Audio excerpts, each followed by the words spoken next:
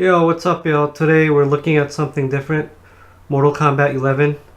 This is the first Mortal Kombat game I've ever bought. I've played the games on emulators and at friends' houses, but this is the first time I've ever bought the game. I've been caught up in the hype thanks to people like Maximilian Dude, and I really wanted to try this game out. I really wanted to try the game since Mortal Kombat X, and I finally, after about a week of thinking about it, I bit the bullet. I bought the game, and I don't regret it one bit. So let's talk about all the different stuff. So the story mode, if you know, you might know that Mortal Kombat has a good story mode. It's very cinematic. It involves all the characters in the game. So the story mode is kind of cool. It's kind of cheesy, but I think that's part of the charm. I think what makes it work is that all the characters feel like they fit in the same universe. Can't really say that about even Street Fighter. That game was designed with different countries and ethnicities in mind, and they just made a character based on a country. But their stories don't really work together. They try to make it work, but it doesn't really work. So Street Fighter V story mode was very bad. And you have story modes like Marvel vs. Capcom Infinite. You have Marvel characters and Capcom characters interacting, and that's never gonna work. Of course, you have a game like Injustice where you have DC comic book characters all in a single universe, and that works as well. As a Nintendo fan, what do we like? We like bright, colorful graphics and waifus. So we don't really have. So you do have waifus, waifu, or waifus, waifus. So you have people like Cassie Cage and Sonya. You have Jackie Briggs, Jade, Kitana, Scarlet, Devora, Cetrion. And you might think this game is just dark, ugly graphics, but it's really not. You have some really beautiful looking stages, like this they call it Shirai Ryu. I don't know why they do that. It should be Shirai Ryu. So look at the stage. It's so beautiful. It's like maybe dusk, almost right before dusk, or maybe it's in the morning. You have autumn leaves falling, you have lighting, you have shadows. This is really beautiful. So you have, it's not just all black and dark and earth tone graphics. So one of the main reasons I bought this game was because of its single player content.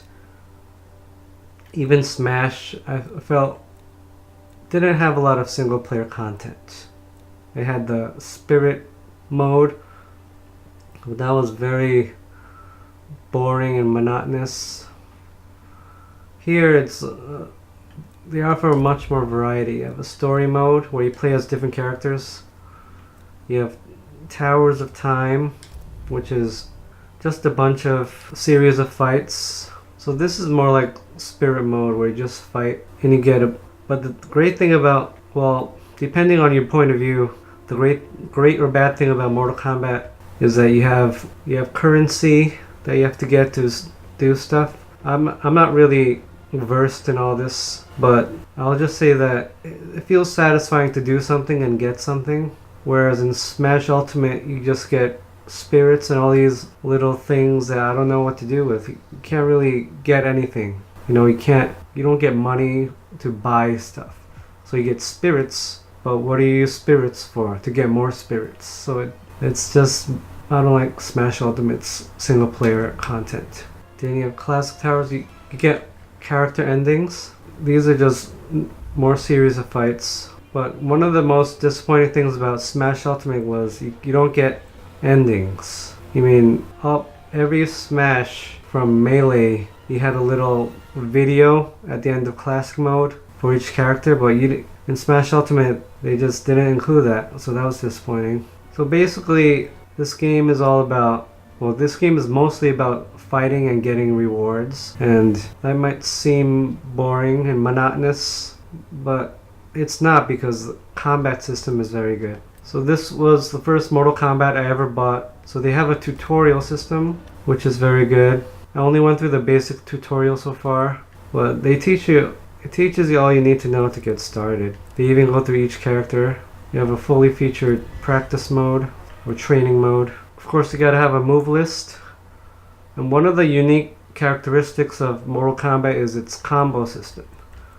So for example, this combo right here, triangle, square, square, triangle, you don't actually have to time it. You just input it all at once and then it'll come out as long as you hit the opponent, whether it's the first hit or the second hit. If you whiff the air, sometimes combos won't come out. Maybe it does, okay. So I'm inputting it all at once. I'm not timing based on the animation. I'm not trying to time the hits with my button presses. You just put it all at once. So I kind of like that.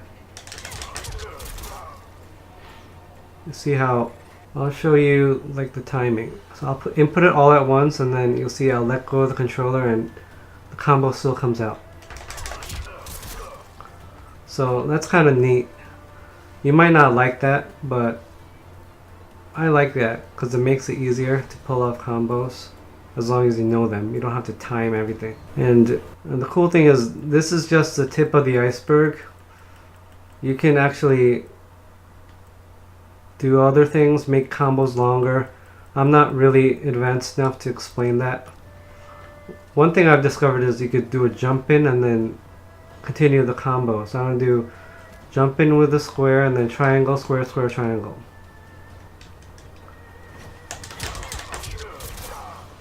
So you see I did 5 hits. Usually if you just do it on the ground you get 4 hits. But if you add a jump in attack, you could extend it with 1 hit. So I think that's kind of cool.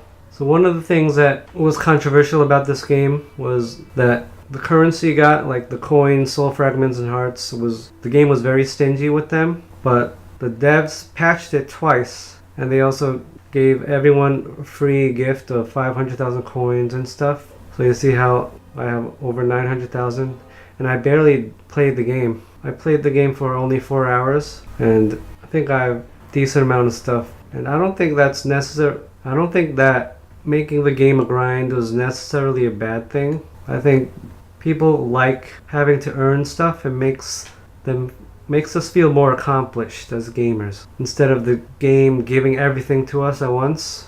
It's like in Smash Brothers, you have to unlock most of the characters. You have to fight them and then beat them to unlock them.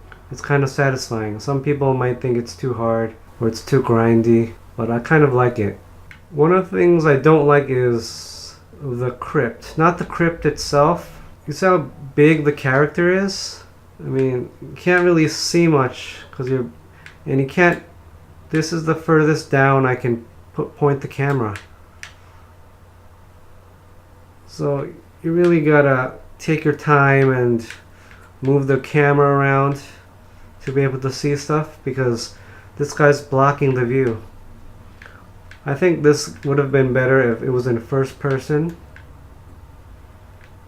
or at least make us be able to have a female avatar. I mean, it's not that big a deal. If you run, the camera zooms out so you could see better. And this is another thing I don't like about games and computer programs in general.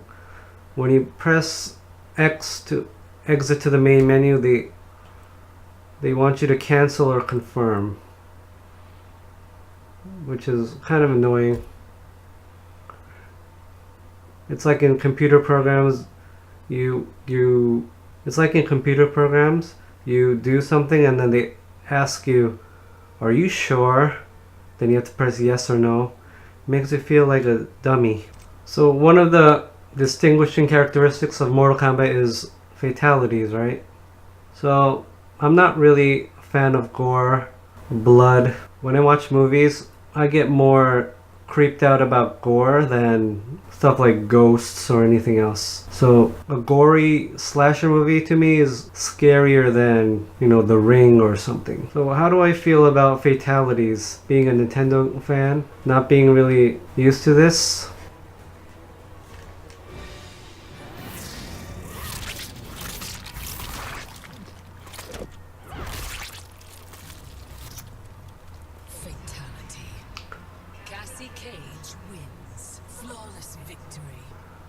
I don't see it as a violent thing because it's not real. These are not real people killing each other. So it's more sort of gross and maybe even a little humorous. See how the developers did not want to make the fatalities come across as people angrily killing each other. It's more like it's campy. Look how she's making a heart sign. So I don't think it's really a big deal. At the same time, I wish I could skip the animations for fatalities and fatal blows. One of the different things about Mortal Kombat is that you really don't have to do quarter circle motions. You know how in Street Fighter you have to do down, down, forward, and then forward, or south, southeast, and then east, and then do a punch? You really don't have to do that. So Sub-Zero has an ice ball move, which is basically an ice fireball. But you see how it says down, forward, and then square. You really don't need to input the diagonal between those two. So you see on the lower right, it says down, forward, and then square. I didn't need to do a quarter circle. Although you can. And that's the beauty of Mortal Kombat. You could do a regular quarter circle motion like in Street Fighter, or you could just do tap, tap, tap, tap. So you can do tap, tap, square, or you could do a quarter circle.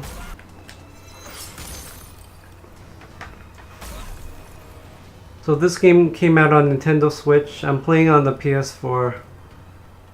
So if you're curious about this game and you're a Nintendo fan, you've never played the game before, I think it's pretty good. You might want to wait for a sale if you're really not sure.